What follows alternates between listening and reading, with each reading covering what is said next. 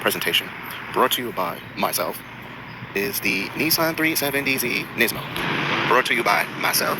And man, would you just look at those exhaust tips. This car is really phenomenal in the way that it was built. I know a Porsche is a Porsche, a Nissan's a Nissan, but for what Nissan did to actually build this car, it is spectacular. I really want to leave a note on this guy's car saying how beautiful it is and how wonderful condition exterior-wise he's kept it. And as you can see, it is a manual gearbox. The manual Z is pretty much more easier to find than Infiniti G37 strip sedan, which my car is. Now, like I was saying, it's pretty rare to find a stick shift sedan. Had my Maxima, I would see like stick shift G37 coupes all the time, and all the time for sale. Stick shift 6-speed coupes. The G35s too. 6-speed coupes more rare they're easier to find than the 6-speed sedans. But I feel myself there was a lot more G35 sports sedans than the 37 sedans, unless that's because I'm a little biased, only because I live in NYC, and to get stick shift sedans in NYC, they would have to be like really brought here and auctioned off or traveled here on the car transport and have to be sold here because of a demand for it. Maybe that's the reason why. Or maybe because the coupes have more of a curb appeal and there are more people interested in buying a 370 coupe and a G37 sports coupe rather than dealing with a sedan. I don't know why. If you can drive a stick in a coupe, you can drive a stick in a four-door. That's just the way I feel about it. You know, I don't think that because one's a coupe and one's a sedan that one's less desirable than the other. The more desirable part is because it's manual. But I understand that if you want to look at a coupe and they made the sedan significantly look different than the coupe, and you want to go with the coupe, then by all means, buy the coupe. The G37 coupe has the 2 seats in the back.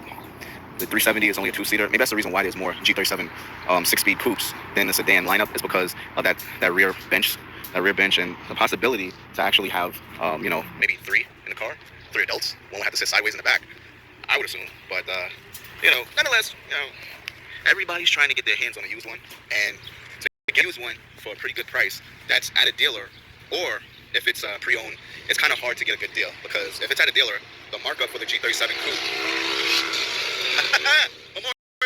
Sunrise Highway, the speed limit over there 45-50, and you're riding against the traffic. So, yeah, I don't think that's really safe to do. Well, at least I can see what's coming their way. Hope they're all right.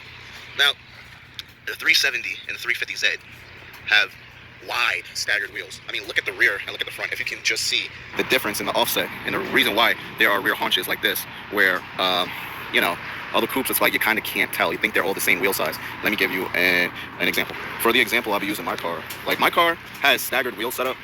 The only thing is you can't really tell that it's a staggered wheel setup unless you think they kind of like made the suspension that way. But in all actuality, the Z, you can tell it's staggered. This one you can't, because this one is, both of them are 18s, but I cannot rotate the rears to the front.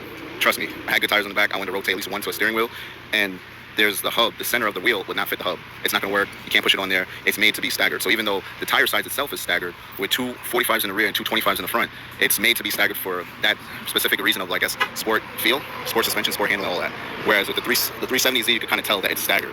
Mind you, can't haunches. Yes, the rear wheels are wider than the fronts. 7.5 in the fronts, 8.5s in the back.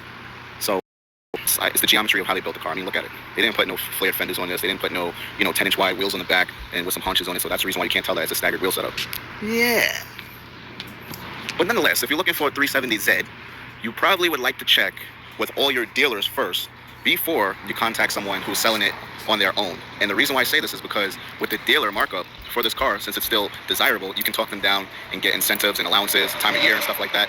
And on top of that, you can use how many people want a manual, even though it's a coupe, to your advantage to try and get the price down.